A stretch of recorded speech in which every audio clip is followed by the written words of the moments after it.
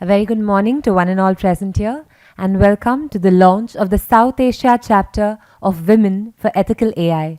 Please join me in welcoming on stage Ms. Yoon Sung Kim, who leads the Social and Human Sciences sector at UNESCO New Delhi as Chief and Program Specialist, Ms. Chinenye Enekwe, who serves as Gender Equality Specialist at UNESCO's South Asia Regional Office.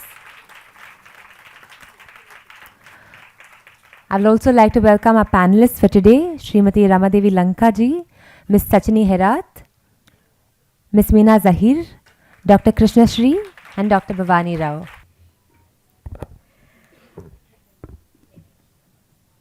A very warm good morning to everyone seated here today. We are very delighted and excited to have all of you join us for this very important event, which is the launch of the South Asian chapter of Women for Ethical AI. This is, thank you. This is a brainchild of UNESCO, which is poised to support member states to implement the gendered recommendations from the UNESCO recommendations for ethics of AI. Now, UNESCO has, the recommendations are over there. I'm just thinking of how it's going to get to everyone. We have some, UNESCO have recommended some ethics for the development and the deployment of AI, and to ensure that there's a gendered perspective to the implementation of that, the South Asian chapter, the Women for Ethical AI network was set up. And at the global level, this network already exists and is chaired by the Assistant Director General, Gabriela Ramos, and Alexandra Salah.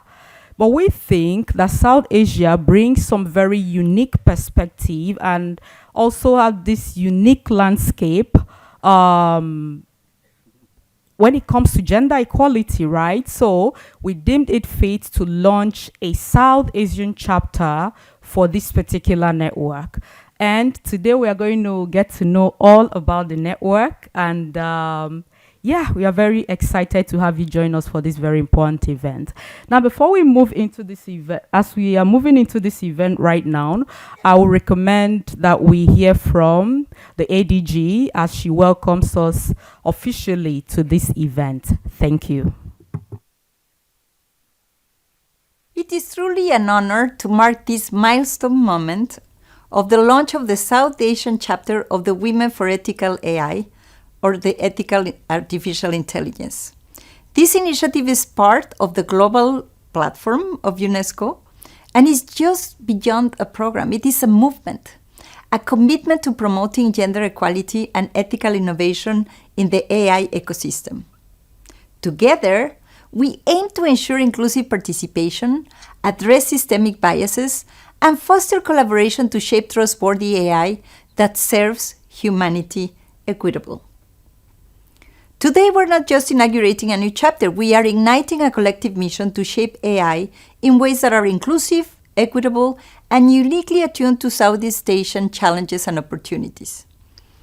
We know that AI is revolutionizing industries, reshaping economies, and influencing policies on a global scale, with private investment skyrocketing from $2.5 billion to $25 billion between 2022 and 2023, following the launch of OpenAI ChatGPT. As the global AI market is projected to exceed $1 trillion by 2028, it becomes crucial to address its broader societal impacts. Achieving gender equality, a core priority for UNESCO, is particularly relevant in this context. Ensuring that AI systems actively reduce, rather than perpetuate as they do nowadays, existing gender disparities. Actually, the data is telling us that we are still far behind to reach a gender-equal AI environment. According to the key findings of our Gender and AI Outlook study, women reportedly make up only 29% of researchers in the field of science and development, while this drops to 12% in a specific AI research positions. Only 16% of the faculty in universities conducting AI research are women, and only 30% of professionals in the AI sector are women. And the further gap increases when you go into leadership roles, with only 18% of C-suite positions at AI startups being held by women. So if you think that women are only doing from 12 to 20% of the whole workforce of the research of the brains, no wonder why we have all these biases and we're just reproducing the inequalities. More importantly, our Outlook study on gender and AI reveals a significant gap. Current AI policy frameworks often fail to prioritize gender. So it's not only the fact that the ecosystem is not inclusive, but even the policies that are supposed to be developing to address this gap is not being advanced as fast as we need them to be. Of the 138 countries assessed by the Global Index on Responsible AI, only 24 have frameworks that mention gender aspects, and of these, only 18 make any significant reference to gender issues in relation to AI.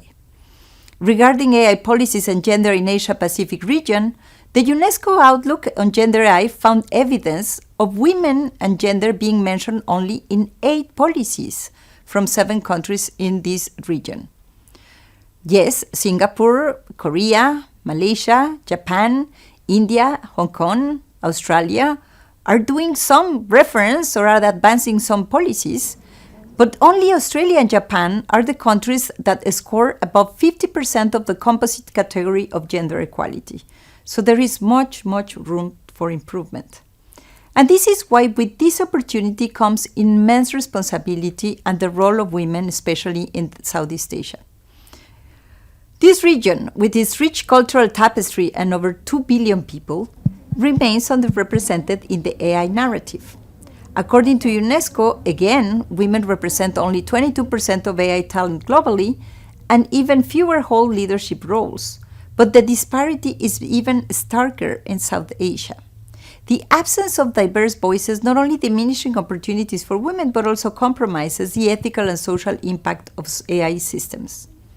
And addressing these challenges requires collective action, and that's why the South Asian chapter of Women for Ethical AI will be a driving force for change, a space to empower women, amplify their voices, and enable the leadership in the design, governance, and application of these technologies. Improving gender equality in and through AI is far more complex than simply applying technical solutions. It requires a solid political commitment from governments and organizations, along with targeted efforts, co-creation, and dedicated budgets to drive the structural changes necessary for true gender equality in the AI field. And this follows our recommendation on the ethics of AI, which actually includes, as the only instrument international, a gender chapter. And the urgency of our mission cannot be overstated. AI is evolving rapidly, and the choices we make now will define the world for generations. As women in South Asia, you have an opportunity to shape an AI future that works for everybody. Let us be the change makers who ensure that AI, in all its complexity and promises, serves humanity ethically and inclusively, and do not leave women behind. It is truly.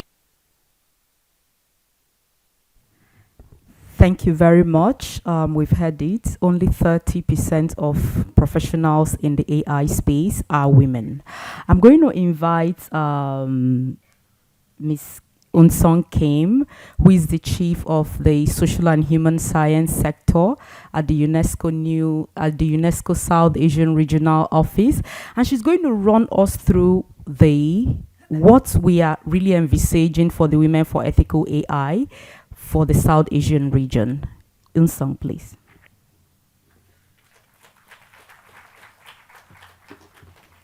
Good morning, everyone. I have the tough task of introducing a very ambitious project that we're now launching. I'm Yoon Sung Kim. I work for the South Asia office at UNESCO, And the Women for Ethical AI network at the global level has existed for a couple of months.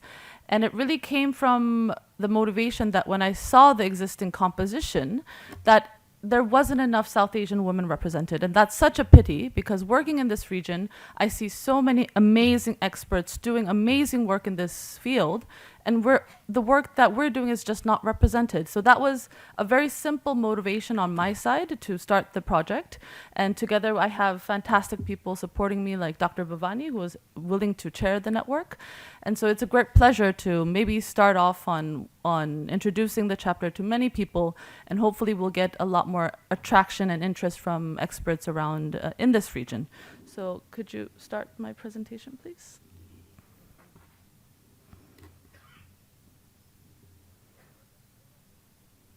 It's okay. Can you go to the first slide, please?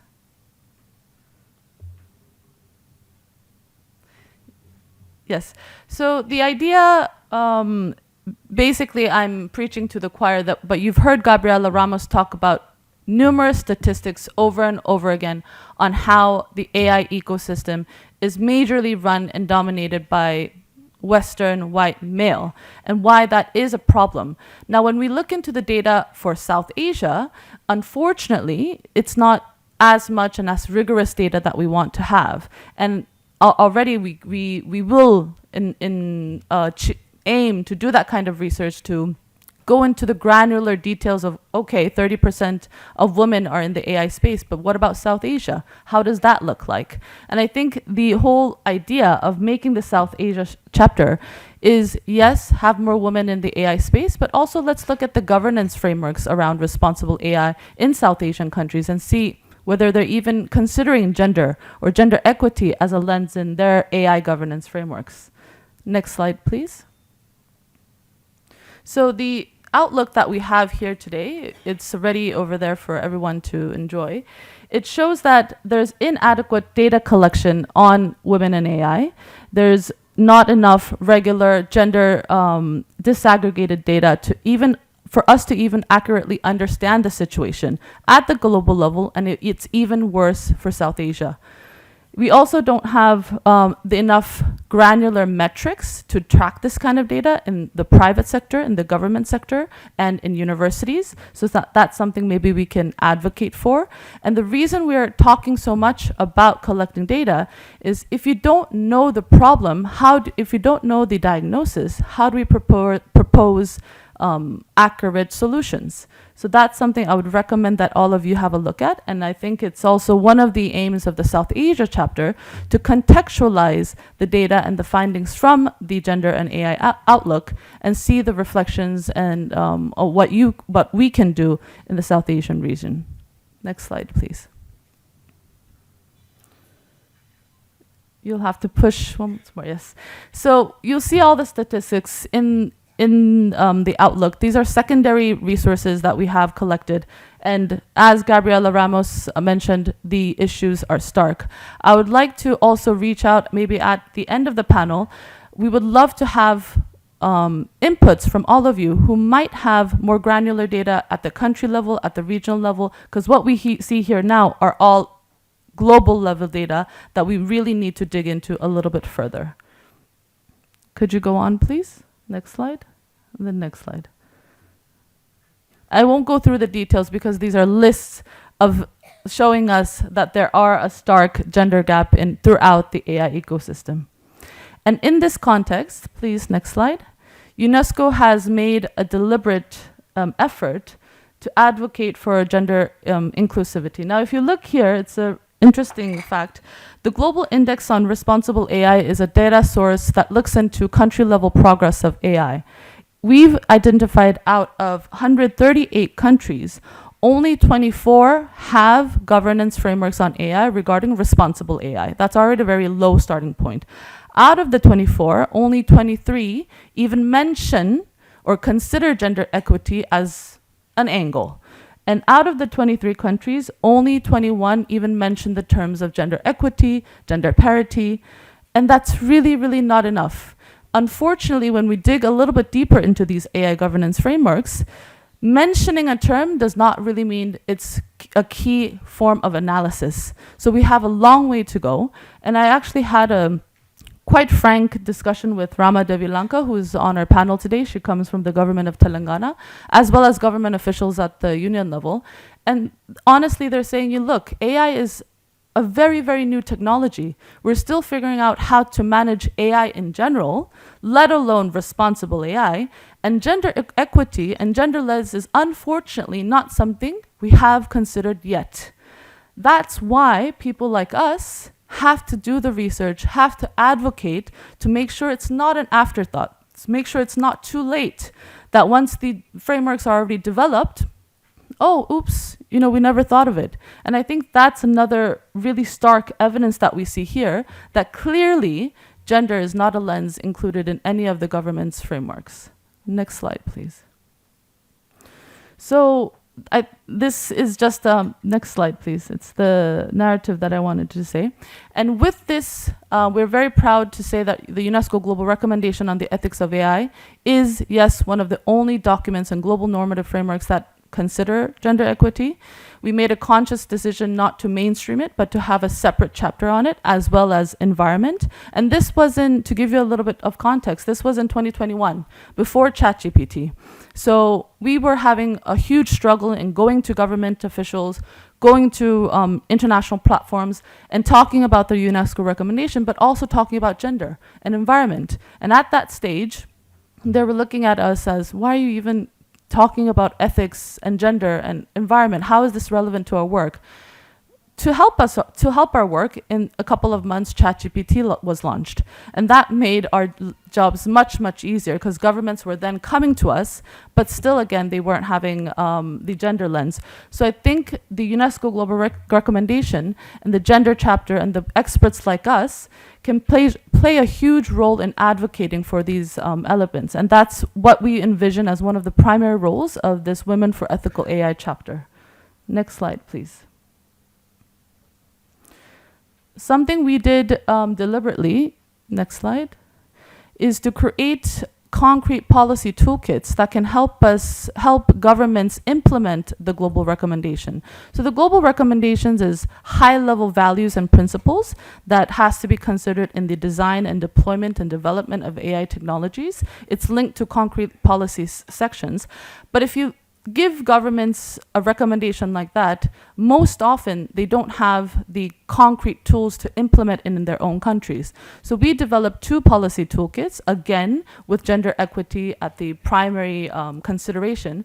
One is called the AI Readiness Assessment Methodology, and the second one is called the Ethical Impact Assessment. The Readiness Assessment Methodology is a policy toolkit that helps countries diagnose the situation of their own country across 200 data points. It's a collection of 200 indicators, qualitative and quantitative, with the benchmark of the global recommendation. So in order to start policy and create solutions, you need to know where the starting point is. And that is exactly what the readiness assessment methodology does. And of course, there's a separate chapter, separate data, and separate indicators on gender. And currently, we're doing the readiness assessment methodology across 60 countries in the world, including India, Bangladesh, and Maldives in South Asia.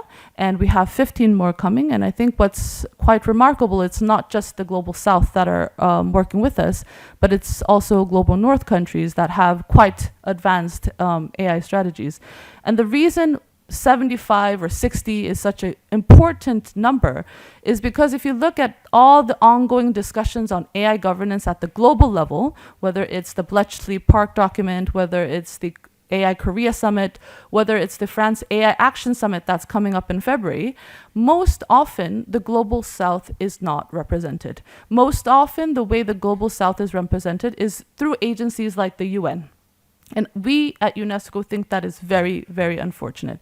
When we go to these tables, we need to talk about the AI issues, how it's relevant to our context. And we're trying to do that through the data captured through things like the RAM.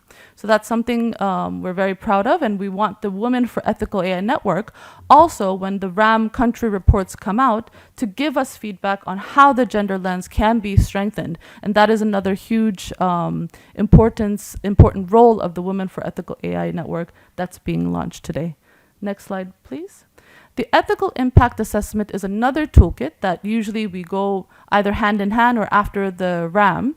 It's basically a toolkit, a checklist of government agencies that are procuring AI systems to make sure that the systems they're procuring are free of gender bias and ethical. And it's making sure that the teams that develop the data that the AI system is trained on is not biased. And it's another extensive toolkit where we want to see how the Women for Ethical AI chapter can help deploy toolkits like the ethical impact assessment, or even contextualize it and make sure that it's relevant to the South Asian countries we live in. Next slide, please. One more button, please. Yes.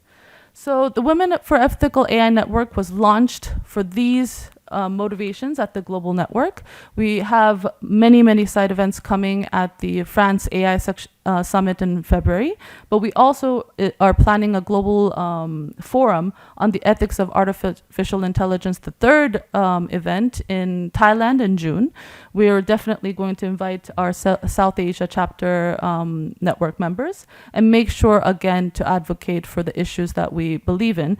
And this is a very strong policy toolkit that we can, or the data that we can take with key messages to advocate for.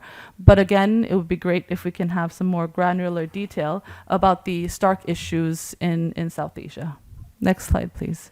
So going into the, again, I think we've reiterated enough about why South Asia, but just to emphasize a little bit more, I think the analysis and the research done at the global network about gender bias, about bias in general on AI systems, usually evolve, and there is a lot of research in the West, but it's a lot usually evolving around ethnicity and gender. But the complexities in South Asia go beyond that. There's a lot more layers. There's layers of cost, of religion, of region, of geography, of rural. And unfortunately, while those different lenses of identity is most often a lens of discrimination and can be even further exacerbated in AI systems and the public services that are provided by AI systems, we don't have that data. I do see amazing research coming up in South Asia, but not enough, and not enough, again, reflected into the AI global governance discussion. And that's why we think it's really, really important for South Asia, where there's more than 2 billion of the population who will be very much affected by AI technologies, for us to capture that data and elevate it at the global level. Next slide, please. Next slide, please. So just to go into the specificities a little bit, and we're brainstorming currently with our Women for Ethical AI Network members, is currently we're thinking of having 3 work streams. The first work stream is on inclusion and equity. It's really trying to think about what we can do to ensure the active participation of women throughout the AI ecosystem in countries of our region. The second one is on research and innovation. Again, what kind of research, what kind of data can we collect and analyze to advocate for the key messages that we want to. And lastly is policy advocacy, which is, again, super important. You've seen how we don't have any gender sensitization lens in any of the policy frameworks that we have. So why don't we collect the data, do the research, and advocate directly with governments like Telangana, the union government in India. And to be very, very frank, I don't think it's going to be easy. It's going to be an ambitious task. I've most often worked, while working in the tech space here in the region, I've worked with union governments, I've talked to joint secretaries, additional secretaries, and it's really difficult to talk about gender because, first of all, they don't really understand the importance, but it's never, ever their priority. And also, I'm usually the only woman in the room. So I think that was another reason I wanted to get my sisters to help me and advocate for it so that it's no longer an afterthought. And again, it's not going to be easy, but I think we have to be smart and strategic about how we make sure it's always included in the policy discussions coming ahead on AI global governance. Next slide, please. So just to wrap up, I think the Secretariat will be held by UNESCO and Amrita University under the leadership of Dr. Bhavani.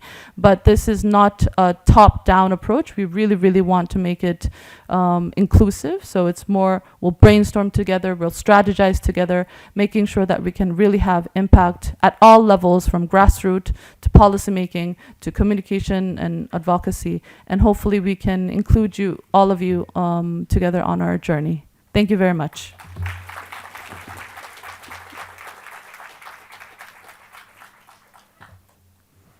Thank you so much, Unsong, for that very clear presentation.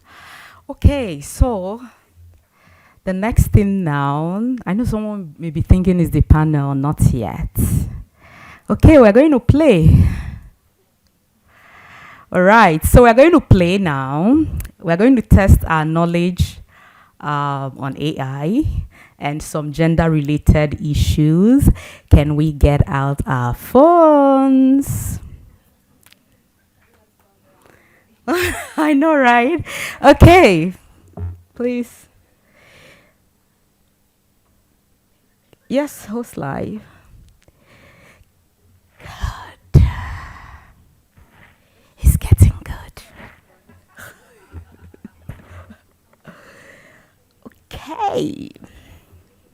Start, yep. Start. Okay, can we just get to www.kahoot.it or Kahoot app, anyone you have.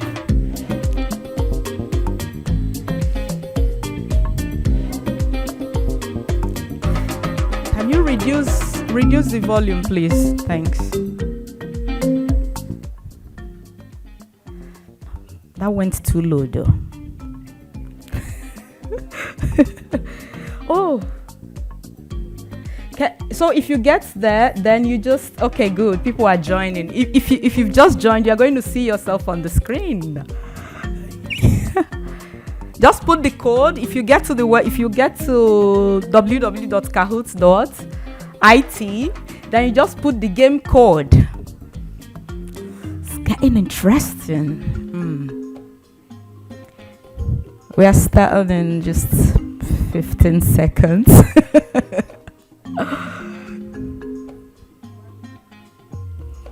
Or you can actually scan the QR code. Anyone that works for you.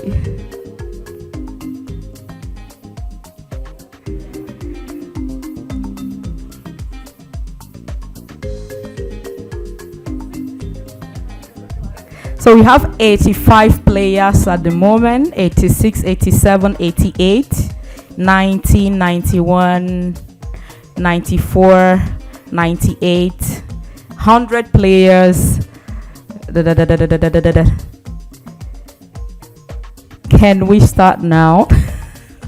110. We really love the 110 here, okay. Can we start now? Good to go. Can we start? Can I get ready? Cool. Let's go. You have only 20 seconds to answer. Your time starts now.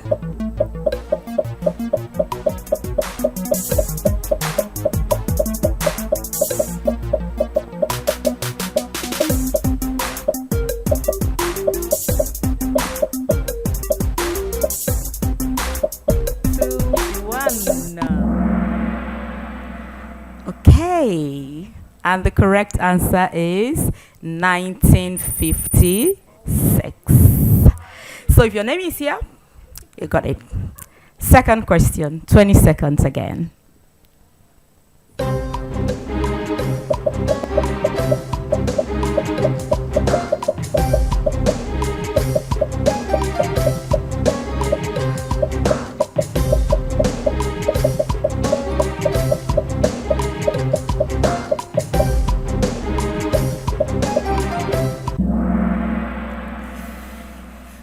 Okay, 27 people got it. So, is it because he's a woman? That's why we don't know. Okay, the third question.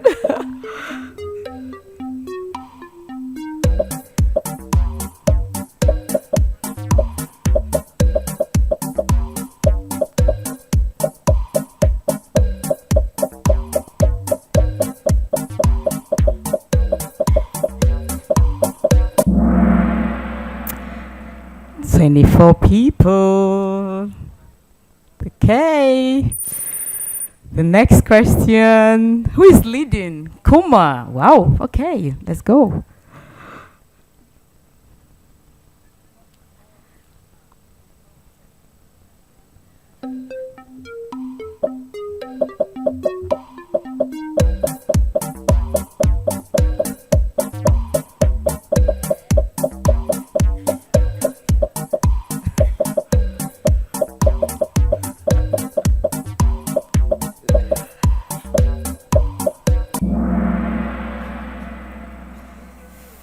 "55 years." Kuma. Who is Kuma? Did you peep into my answers? Okay, the fifth question.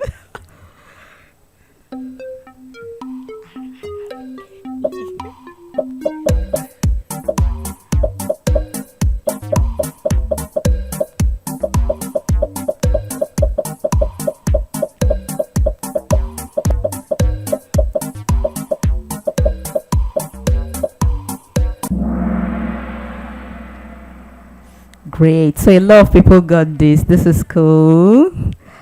So,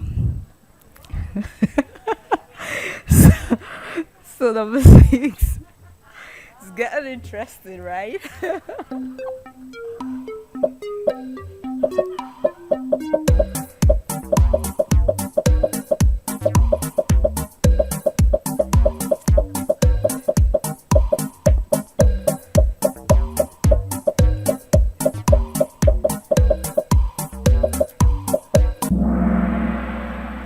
Whoa, only 11 people. Whoa, okay, next question.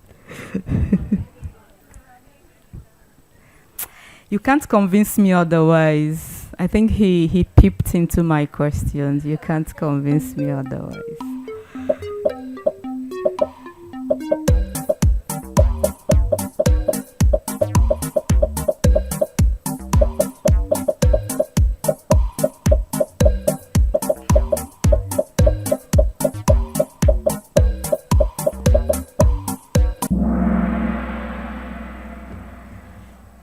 Okay, 33.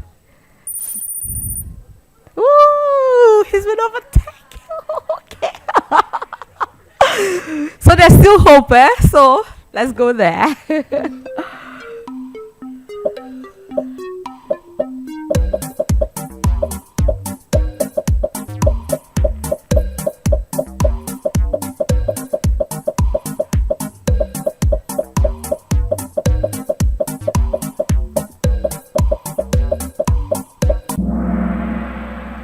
6 people is a lie.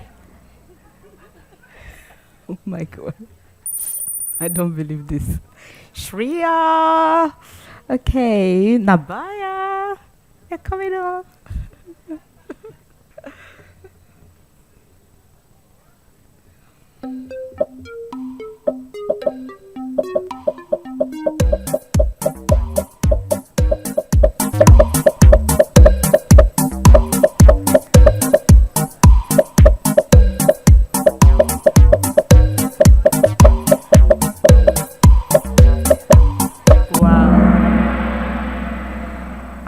Ireland.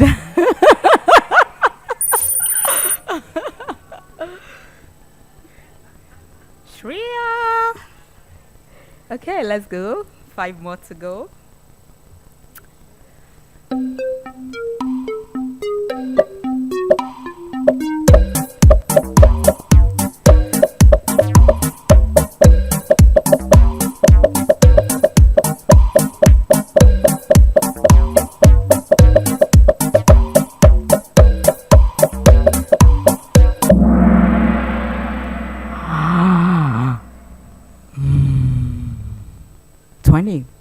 Okay. Whoa.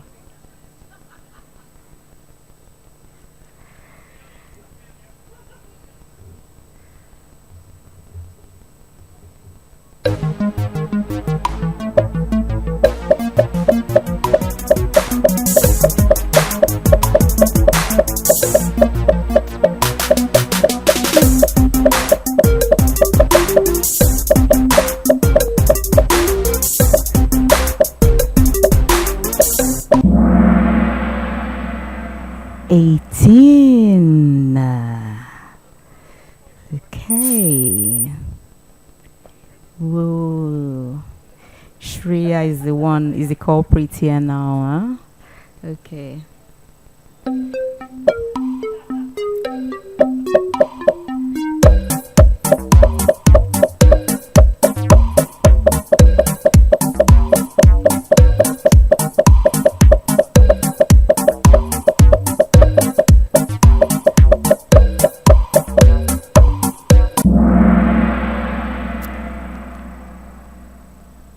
56 people got this one.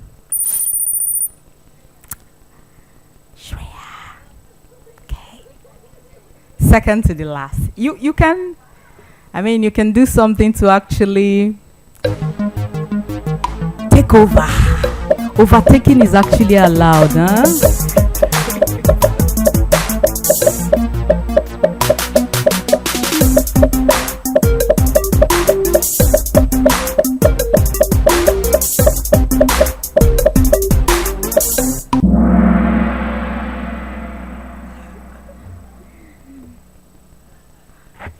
Seven. Nobody wants to overtake. Okay. The last leg, the last lap, just the last one.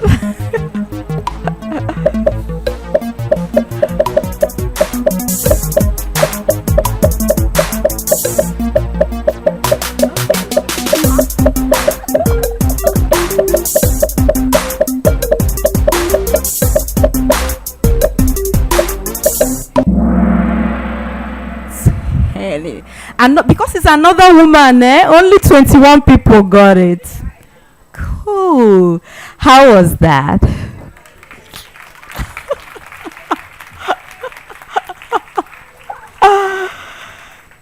Thank you so much for participating. Thank you so much. No, please go back. Please go back. I haven't asked you to come here.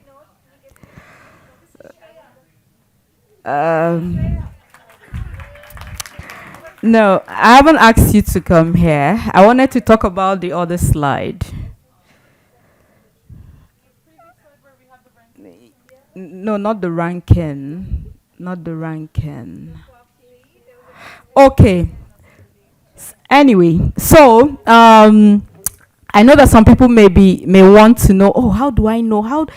How do I know all these answers? How am I going to get all this information correct? You know, so that's why we have that. I had the QR code where you can actually download our UNESCO Women for Ethical AI Outlook. So you can actually download it from there. They've taken out that slide now. But over here, we also have some printed copies that we can also pick and then read. I mean, you're going to get all this information and much more from that. So thank you. So who is our winner?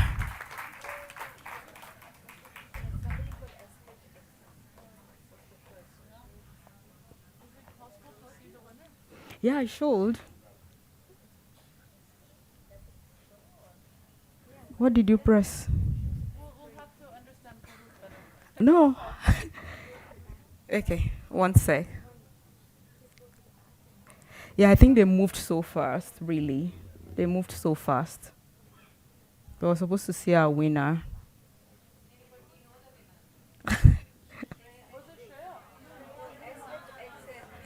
Oh.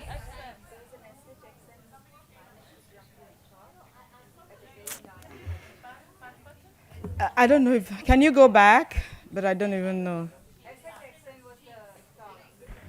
They moved so fast. Okay, anyways. So I'm taking my gift back with me. I don't know, for some reasons, they don't want someone to get this gift. And it's supposed to be an exclusive tour. Oh, I'm going to take it back. Okay, thank you very much, everyone, for participating in this. I hope we are supercharged. I'm going to go to them and figure it out. Don't worry. But thank you so much, everyone, for participating. So right now, we're going to get into our panel session. And I'm very pleased to welcome Dr. Bhavani Rao, who is the Dean of Behavioral Sciences at Amrita University, and also doubles as the UNESCO Chair on Gender Equality and Women Empowerment. And she is also the chair for the South Asian chapter for Women for Ethical AI. Please welcome with me Dr. Bhavani Rao.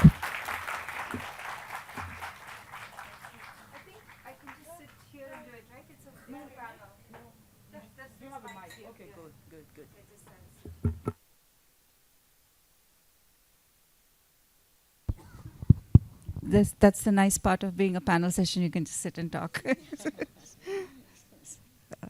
Amriteshwari Nama. Good morning, everybody. I'm sure that everybody had a nice breakfast. And I'm following up after 2 wonderful talks and 1 very fun activity.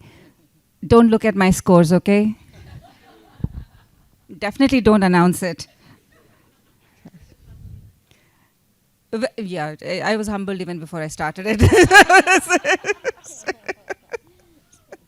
So yeah, we are going to have a bit of a discussion on what Yuan Song just talked about in her when she gave her talk. Just to go a little deeper into what this group means, this Women for Ethical AI. Look at the contextual part of the South Asia chapter. Just discuss it a little bit more from representatives from the South Asia chapter.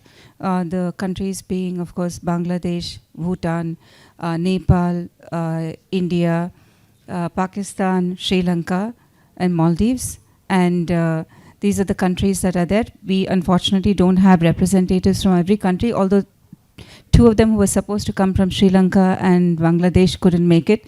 But we do have a representative from the Maldives, so thank you so much for being over here. And Sri Lanka is also here. Sorry, yes, Sri Lanka and Maldives. So they came all the way. So really appreciate them coming.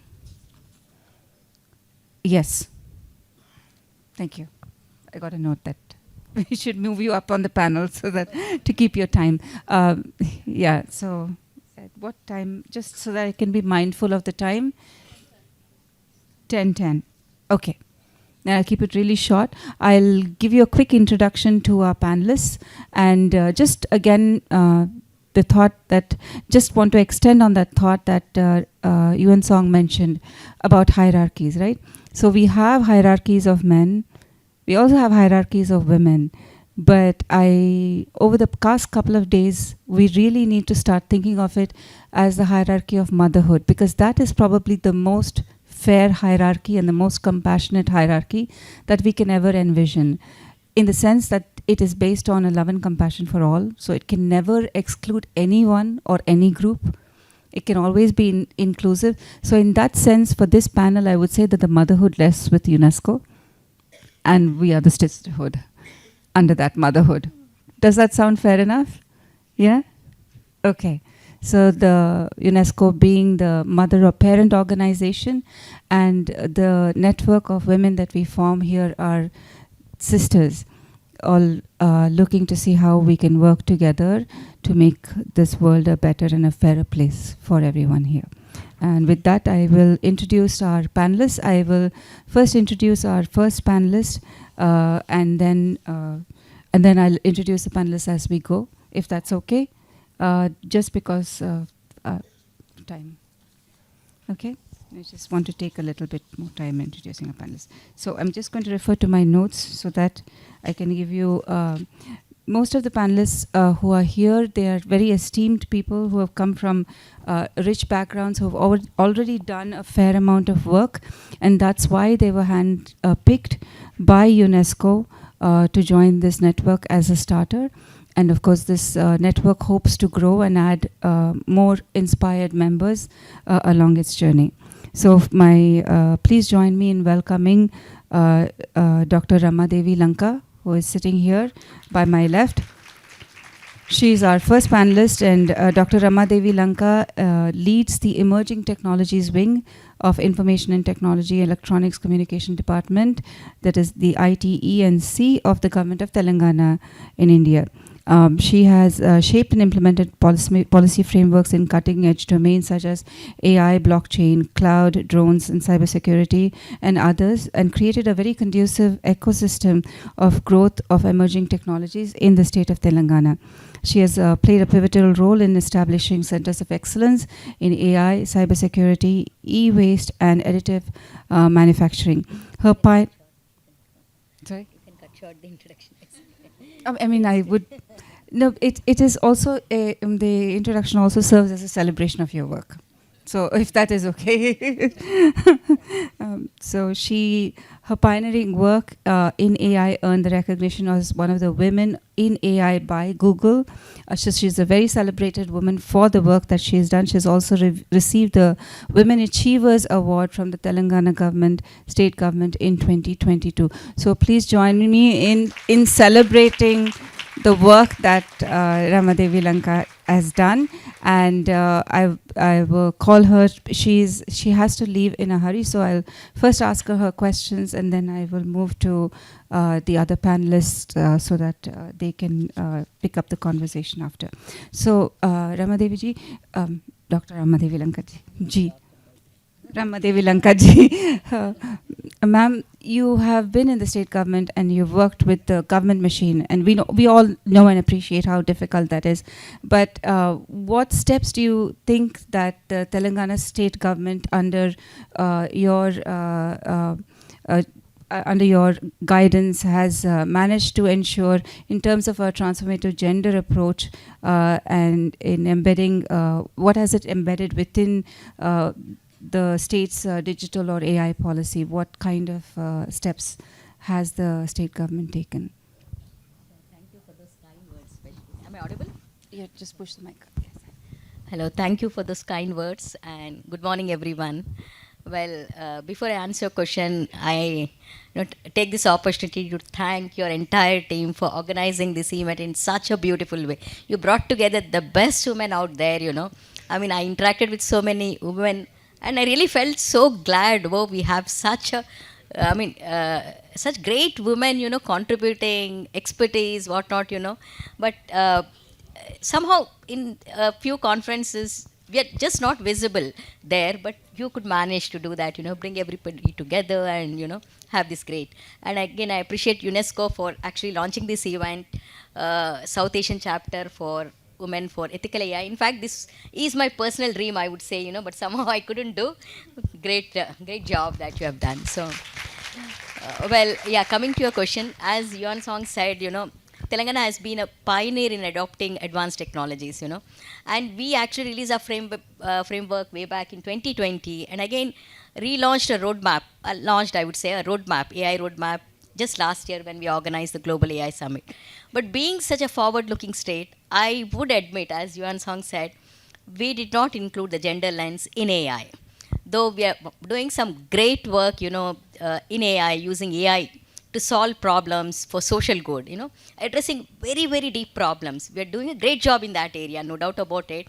But unfortunately, we did not actually include this gender lens into the AI. And as she rightly mentioned, it's a new technology, right? And as Bhavani Garu mentioned, driving those new technologies within the government is quite complex and challenging.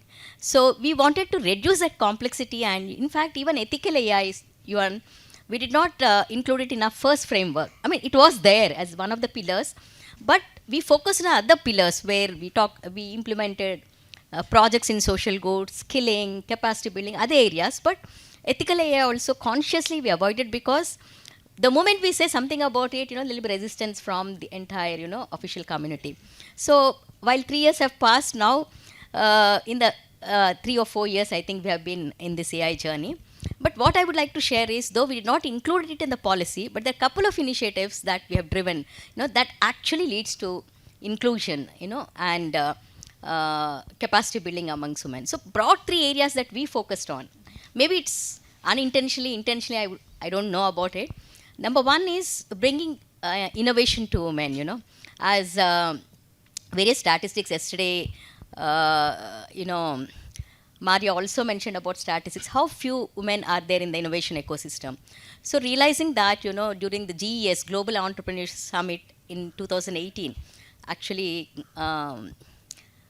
Donald Trump's daughter Ivanka Trump was there. She was the chief guest. We announced setting up of a women entrepreneurship hub. We have Technology Hub, T-Hub, which is one of the largest in Asia. It caters to all kind of tech startups. But this particular V-Hub, Women Entrepreneurship Hub, caters only to women-led startups, And it's just not AI, but it's much broader. Tech, it's not even tech, it's sector agnostic is what we call. So all the services for women ranging from, even you can just walk in with an idea. Whereas our T-Hub, you need to have some MVP product. But for V-Hub, you just walk in an idea and the entire range of services, from prototyping to access to funds, access to marketing, whatever service that you need is available with V-Hub. And it has become one of the success models. Recently, Tamil Nadu government, they approached and asked us our help in setting up similar kind of hub in Tamil Nadu. It's again, last year I think they started setting up that particular hub for women.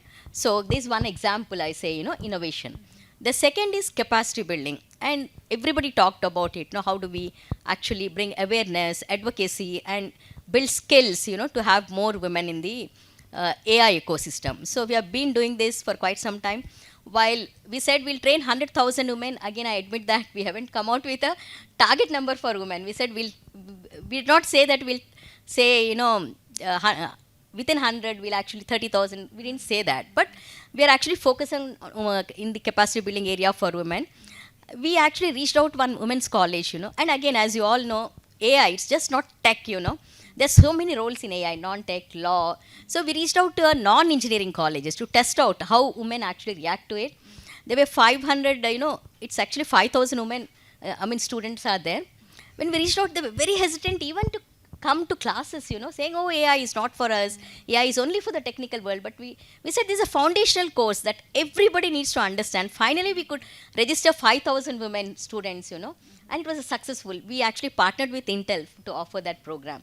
In capacity building, that is one. Second, as we also say, we need to have a diverse team when you, across the life cycle development of AI, from development to deployment.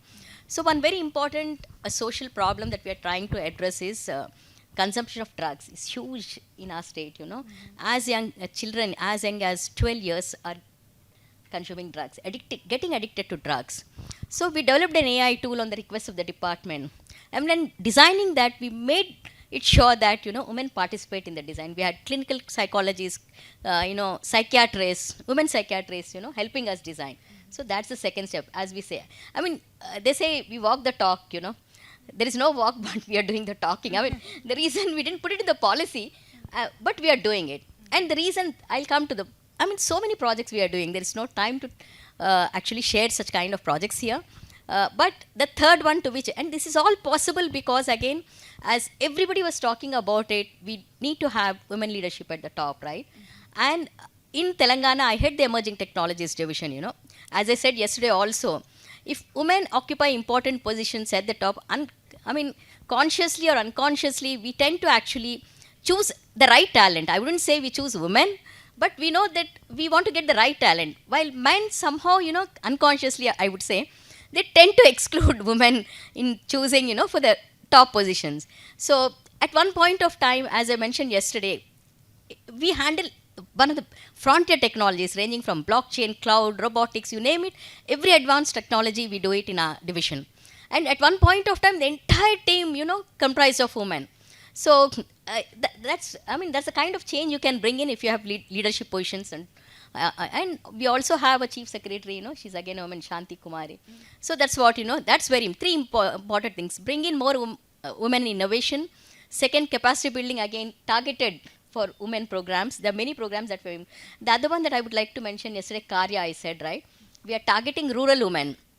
again, we don't want to leave them behind in acquiring digital skills, because going forward, each one of us, of course, educated people like us can manage, but they have to have the capability or the competency to use digital tools, right?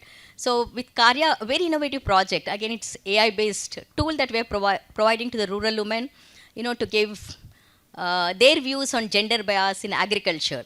Because right now we don't have the data. So this Karya, they're building this corporal data, gender bias corporal data in Indic languages. So for Telugu, we are doing that in partnership with that. There's another organization called SOIT, South Asian Women in IT. We partnered with them to skill, more women in this area. So these are the kind of programs that we are doing across Telangana. For hopefully, probably, going forward, we'll include all these into our policy as well.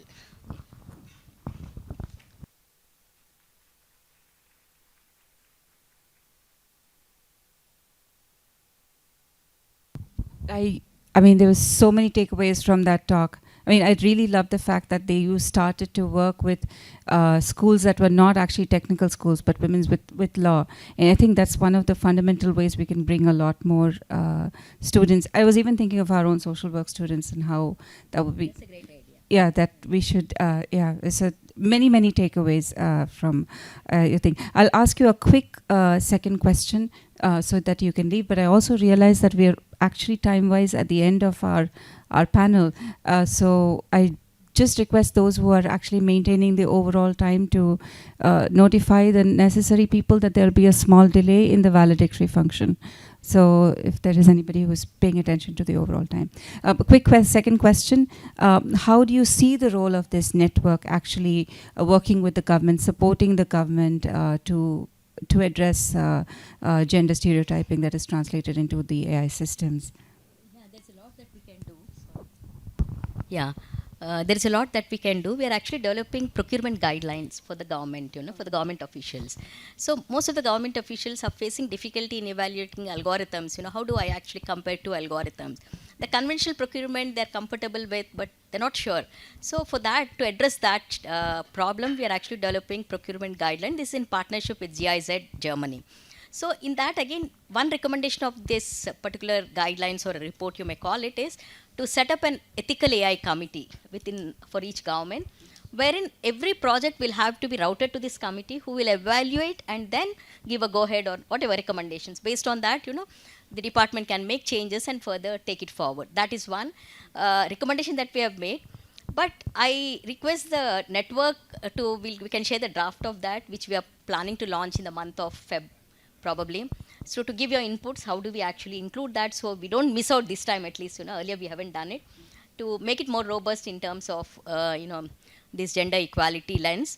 And this particular guidelines, it's just not specific for Telangana as such. With a minor tweak, probably you can, give it to other states as well. More or less, it would be the same.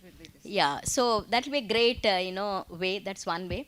Second, we also formed a working group or a task force committee to help startups. Again, at the end of the day, the solutions are designed by company startups, right, which we are going to use it. So if you can actually reach out to them and assess, whether, again, Swang, I wouldn't say I'm differing with you, but the kind of terminology that we're using yesterday, Mario also mentioned responsible AI rather than ethical AI. That's what we have been using it. But the end objective, I would say, is the same, in both. So we need to, again, target starters. They are the ones who are going to develop solutions that we are going to use, right?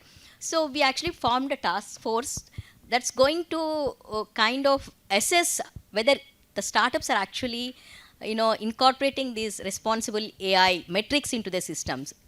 Which means, are they actually, the solutions that are being developed are, devoid of biases, stereotypes, or even how ethically, responsibly AI is being deployed.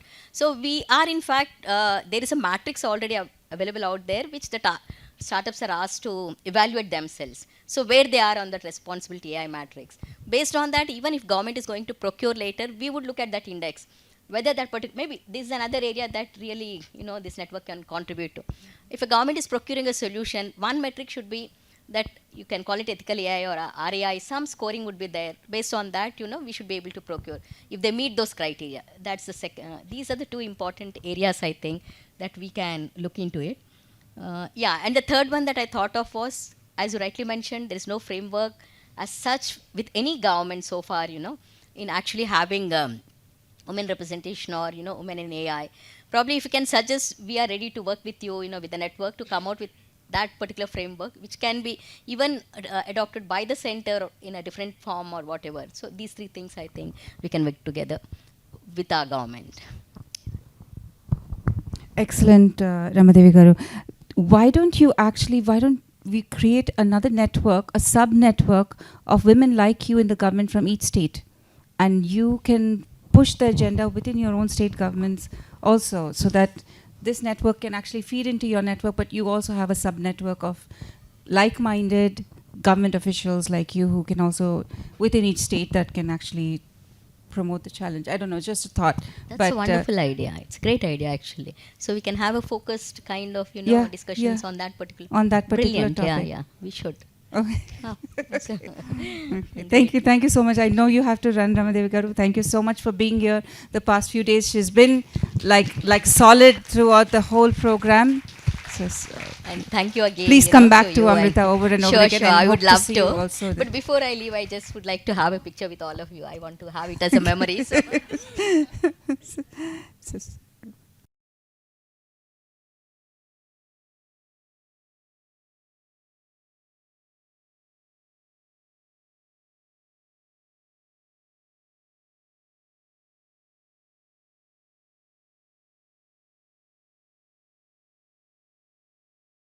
For us to start half an hour late, so we've moved the valedictory by half an hour. So we just have, I think, one external guest with us. I think if you don't mind us waiting for another half an hour, I think we should be okay. I will do a quick introduction this time of our celebrated panelists. They're all celebrated, but I'll pick one or two lines from their bios to read to you, and after that I will move into the questions. So I will start with I got the wrong sheet, sorry. Just give me a second. Yes. Please join me in welcoming Mehna Zahir from the Maldives. Mehna Zahir is a dynamic professor, a professional currently serving as a data scientist at TradeNet Maldives Corporation Limited. She has a deep passion for advancing innovation through data-driven solutions. Her expertise spans in machine learning, artificial intelligence, strategic analytics, with a focus on leveraging emerging technologies to address complex challenges across diverse industries. She has a very strong research interest in the intersection of intellectual property and AI. She is the Vice President of Women in Technology in Maldives, and it's an NGO that is dedicated to inspiring and empowering women in STEM. And she actively promotes diversity and inclusion in the tech industry. Please join me in welcoming Mehna. She's come all the way from Maldives. Maldives is also a very critical country. It's at the cusp of the climate change crisis also. So very important and very beautiful part of the world. And also please welcome our dear neighbor Sachini Herath, who's over here. She is the head of AI Dialogue Axiata PLC in Sri Lanka.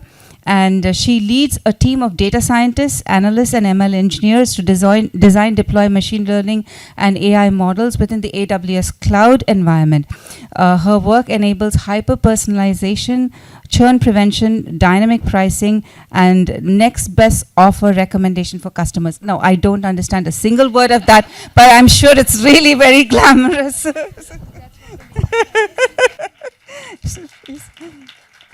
She has a decade of experience in the telecommunication industry, and she has an extensive expertise in customer journey orchestration, data visualization, and growth hacking. That's another term. I have no idea what that is about, but it sounds really fascinating.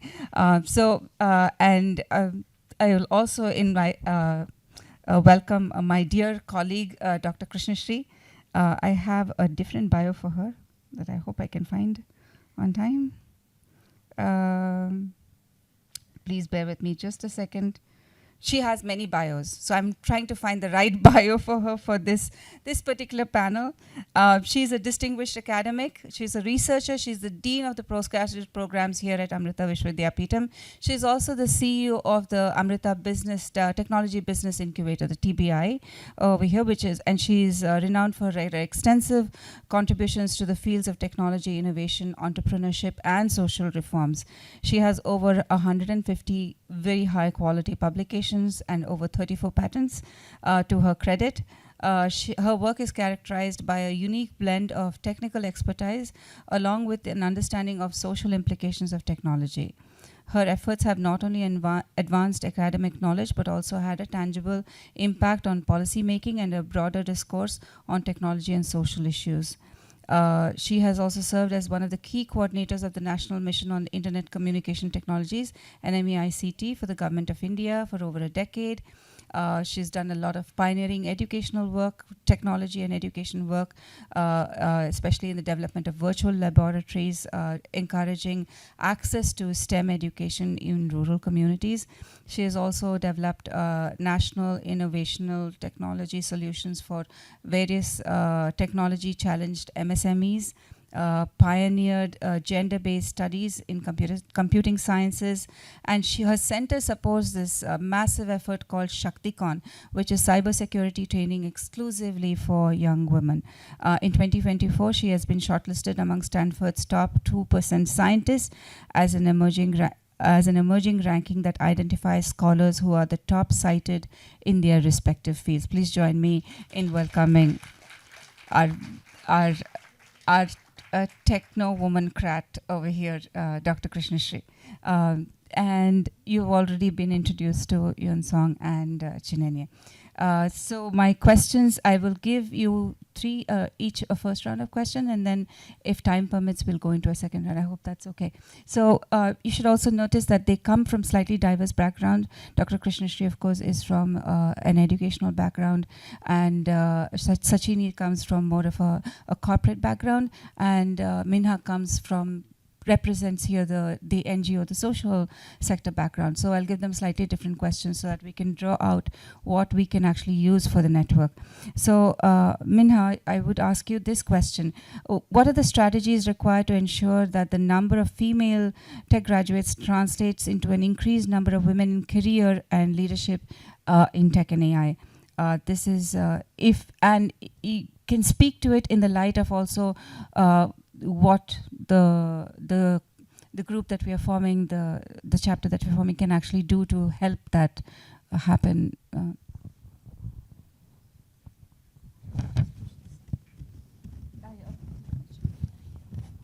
Thank you so much. Thank you so much, Amrita University and UNESCO, for having me here today and inviting us for this very wonderful event. As for the question, I think there are a couple of things as a chapter and in general, just to make sure that the tech graduates, they are already going into the fields of tech. Sometimes you study tech, but you go into other fields. So we need to understand why this is happening. So I think it's very important that we have collaborations with corporate sector to have internship programs, to have mentorship programs, and also apprenticeship programs for the graduates so that they can just go into the field after they finish their studies. There is Google's Tech Makers program. I think this is a very good initiative where they can offer AI internships. Currently, they have, like in general, they have internship programs, but if they focus on, maybe we can collaborate with them and have these kind of internships, especially for the AI field. And I also believe that there needs to be a little bit of career awareness, even for tech graduates. Sometimes you study computer science or like in general IT, but you don't know what are the jobs out there. So it's very important that we have these kind of career guidance programs, even for the tech graduates. For instance, in Women in Tech Maldives, for every year in Girls in ICT Day, we have a virtual innovation tour, which is called Next Gen Girls. We collaborate with corporations where they actually have all these virtual programs where they will show the kind of work that the IT sector or the tech department is doing over there. We have this as a virtual tour because Maldives is, unlike many other South Asian countries, we are not a landlocked country, so we have the islands are scattered all over. It's not just one island, it's like over 2,000 islands, and we have to reach the rural islands as well. So we give them laptops and all these kind of things, and we bring them together and let them participate in this program where they will understand what kind of career programs are there, which companies they can actually collaborate with and do all this kind of work. I also believe that we need to have like leadership accelerator programs. Sometimes you might be really good in your technical skills, but you might not be a good leader. You might not have the skill sets to become a leader. So I think it's very, very important that we have these kind of programs that will help them to build the leadership skills so that the tech graduates can go into the leadership fields as well. I also feel that we need to encourage companies to have policies where they focus on gender diversity when they're hiring. A lot of tech graduates, especially women, have this challenge where they're so smart, but they never get selected. I'm not sure about the other countries in South Asia, but in Maldives, it's a very male-dominant industry, very hard to get in. Like even you have to really prove yourself even after you get in that you need to be seated in this seat and you need to have a word. I believe that yesterday in one of the panels, Dr. Eliza mentioned about Fifi Lei in Stanford's AI researcher. I believe that people like her, like championing role models, is very important when you come into the field. You need to, sometimes when you don't see people who are like you in the leadership roles, it's very difficult for you to imagine yourself in this seat. So I believe that if we really champion and like celebrated the success of these people who are working in the AI field, that more women will be inspired to join the field as well. And I also want to highlight Aisha Hanna, who is someone that I really look up to. She is the CEO of Ado AI in Singapore, similar to Fei Fei Lin. So these are the women that you actually look onto and you want to become people like her. And I think we also need to have more networking opportunities for people in tech. I want to highlight that Women in Tech Maldives was founded in a startup weekend by 3 women. We just went into startup weekend and you just joined the hackathon, and suddenly this came up and we met for a coffee. We invited women in the tech field. We didn't even know that there were so many women like working in the field, because everyone, like you, when you work in the tech, you're mostly in the behind. You're not like in the front, and people don't see you. So when we actually went out and we like wrote a tweet asking people, like, we are meeting up in this cafe, if you're there, just come. So they came, and then this network was formed. By the time when we started, it was like only 10 members. I remember going to 2 hackathons at once. Don't ask me how I did this, but I was there like in the one end of the city. I just went to the other end and I pitched because I was the team speaker, so they needed me. So I just changed the outfit and I just wear. So because back then we didn't have so many members. And I want to highlight that all our members are like volunteers. They have full-time jobs. 99.9% of our members are like full-time jobs, and they're also like mothers, so they have other roles as well. And they're all volunteer jobs, and we are very proud of this network. So I believe that these kind of networks need to come up in South Asia so that we can all interconnect together and then build like a huge network and support each other to empower girls and women, and to make sure that these tech graduates get the jobs that they're looking for. I also believe that we need to have government initiatives and policies. Especially, I want to highlight that India has this initiative called Disha, which is really good. And I think this is something that other South Asian countries can also like try to focus on and try to have similar kind of policies. Yeah, thank you very much.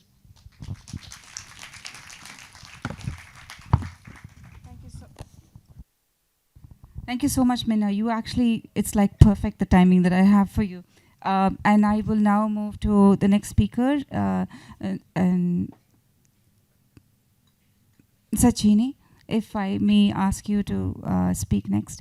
The private sector plays a very significant role in AI innovation. So how do you propose we can incentivize companies to ensure to undertake ethical design and development of AI technologies, and how as a group can we work with companies? So you can look, if you can address both questions somehow together. Yeah, so firstly I would like to thank everybody, Dr. Bhavani, King Sound, Chinene, so everybody for inviting me here, and it's glad to represent my tiny island with this vast audience. So yes, the private sector, it's a very valid question, because when it comes to the private sector, it's all about money. I have to be frank on that. So at the end of the day, any leadership team is asking, where is money? Right? So investor pressure, stakeholder pressure, profits, losses, cost, so a lot of things. So in this domain of AI, when the private sector is investing on AI, so ethical aspect is something that they give the least priority. I have to be frank on that, because the money, right? So I think this is why it is important to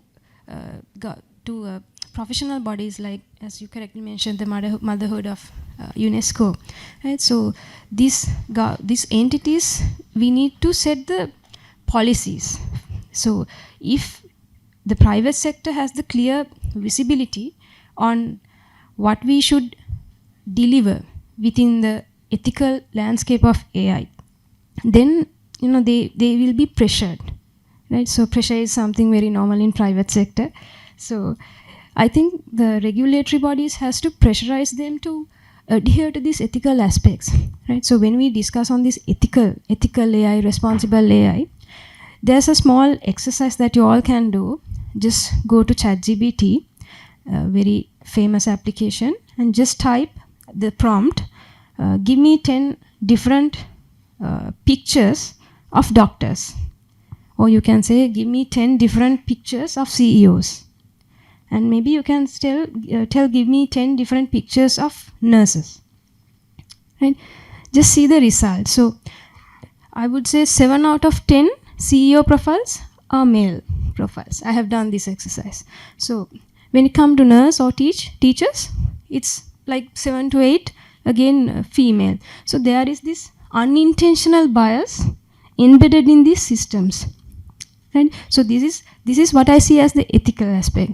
So in another example, if we see there is a entering, let's say a machine there, and there's a face recognition technique embedded to that entering system, and see this audience is entering from this door, and based on your skin or based on your color, if you're not able to access, but still AI is embedded, but because of your some ethical aspect, you can't enter. So that is, I think, the biasness. Right? So these things, it's very tiny things, but in the long run, it's very they can make a huge impact on them. So I think that's why the ethical framework has to be embedded in every private sector. So to answer to Dr. Bhavani's question, the first thing is regulatory incentives. So we have to have a clear policy which can be later translated into a law for a country. And then everybody has to ensure that they are following the law. And the second thing is, I would say, why not we are not having something like a certification.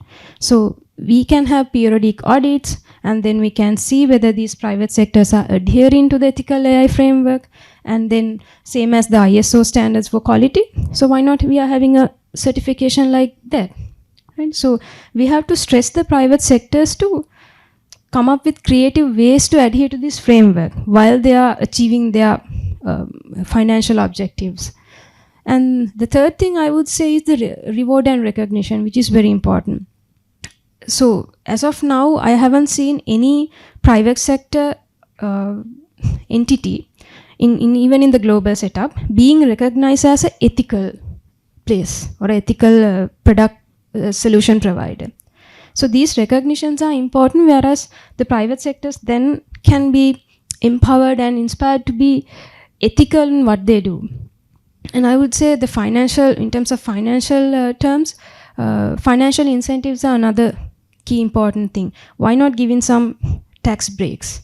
If the company is adhering to the framework or a policy, and they can be given some financial relief, and probably why not giving them, I would say, the investors investing opportunities.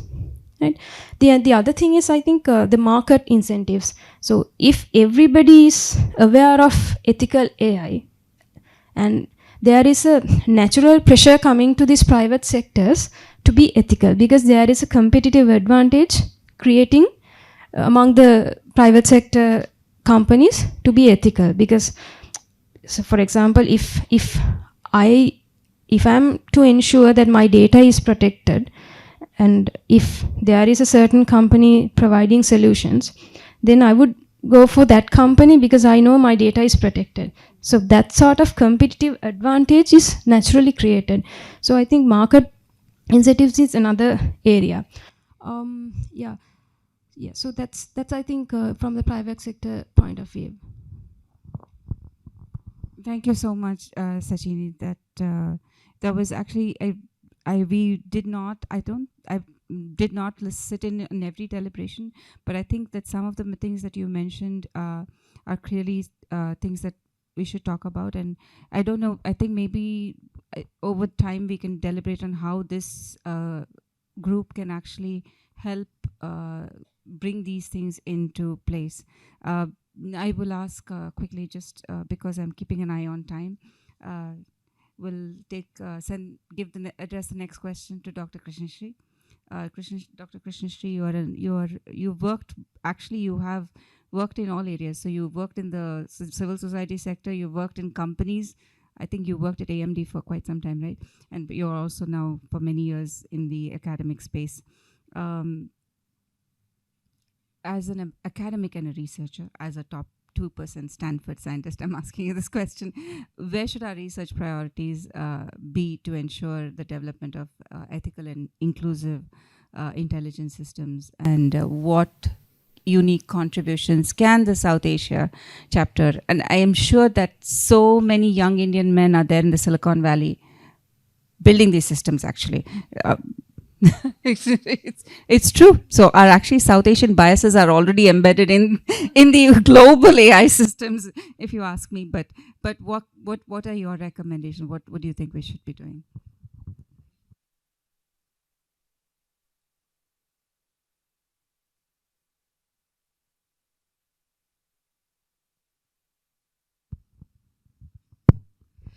Thank you, Bhavani. Om Videshwari Namaha. I've been part of this conference for a year now, part of the organizing committee. Been an excellent experience overall, and being the last program of this conference, it's an absolute honor to be here. I'll just start with a small example from my own life. When I came back to India several years ago, we had an opportunity to interact with the government of India. Although I have a PhD from the US, when I went to the government of India's offices and started talking to pretty much men, I was completely ignored. So there would be meetings where they would not have even eye contact with me. I don't mean to say anything wrongly about the context there, but to me it seemed like a very biased, you could say, platform for women. From there, coming to Amrita had been a completely different experience. Of course, Amma being not a typical leader, but a humanitarian leader, made a huge difference to bringing up so many of us in this institution, from students to faculty to staff to administrative teams, etc., to view each of us ourselves as completely competent in whatever is this that we needed to do, built a lot of, you could say, a completely different vision for anybody here in the institution. Today, as of 2024, when I interact with the Government of India, it's a completely different experience. When we talked about framework, looking at AI, bias, etc., very, very happy to share that today Amrita is working on some of this cutting edge needs with the India AI mission, with Department of Ministry of Electronics and IT, with Department of Telecom, exactly on looking at AI frameworks on how do we really test them for some of the bias, fairness, hallucination, etc. And the reason I'm mentioning this is that the competition to be able to get this kind of recognition in this project was super high. Out of 2,500 applicants to this project, only 8 were selected, and the single women-led team was from Amrita. So that just shows that anything can be done even in a large country like India. That said, going back to her question in terms of what really should be the future of AI, I think one is when we make these intelligent systems, we need to really understand how they really communicate culturally sensitive way to non-technical users. I think that's a very, very important thing. How can we make them more understandable and more accountable to users? And this is not done significantly from the design aspect of any AI system today. I work in security, so when it comes to ethics and ethical use of data, it's a very, very important topic for me. How do you really look at contextualizing this as well, and looking at perhaps the traditional beliefs of privacy and security, and how do people, say, from a culturally marginalized communities, look at trust and use of trust of AI systems from that perspective. This is another completely unexplored direction. Yesterday we heard from Dr. Manisha Gupta, even looking at the very definitions of what we call as bias. We have to accept the fact that bias is going to be existing, and we can't completely eliminate it. But is all bias bad? Can we look at bias towards positivity? And that should be always present, even as we design these systems, because culturally we are extremely sensitive to the fact that anything positive will have a potentially positive impact. So that can be potentially also translated here. And similar, going with best practices. Are best practices the best? This was also mentioned in the course of these couple of days today. So looking at some of those directions are also extremely important. Of course, I think being from social sciences, I've always heard from the social sciences school on human-centric design, looking at participatory, behavioral type of approaches to designing things. And these are also very, very important, which is again non-existing or only now open to discussions in the aspects of AI.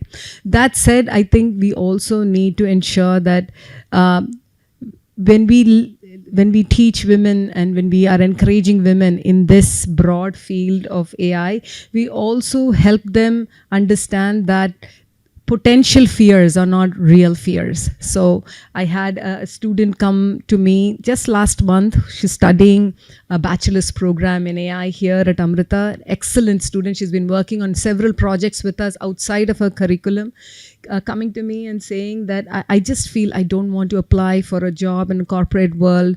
And this was all of a sudden. And I asked her why, and she said that if I am harassed, I can't stand up for myself. And issues like these are what really prevent women. Even a perception of something like this is what would stop her from going after a potentially important career that she could contribute significantly towards. Sri Lizel here also talked about it. Do we have those figures in those corporate environments that can provide a protective environment and encouraging environment. She talked about the A path and the B path.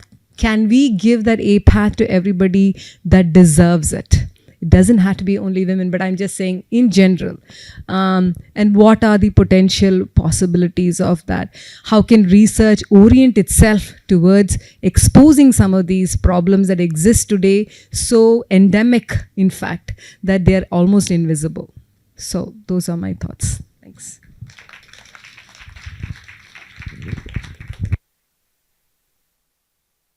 I think those were excellent interventions, and everybody was so perfect in terms of time. So we're 2 minutes to 11, to 11, and we are supposed to start our a valedictory ceremony, inaugural of the thing. Start again. We're starting the chapter right now, but we are finishing the conference. And I'm sure there are a lot of sighs of relief when I said finishing the conference over here.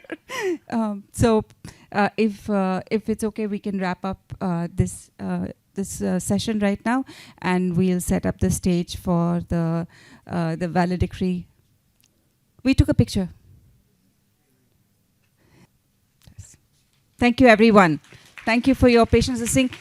We could have done so much in terms of questions, but please, this is a network. It is also an open invitation for others to start thinking about joining and how you can contribute and to make it a very strong and a powerful force. And thank you to other members of the network also who have joined us over here today.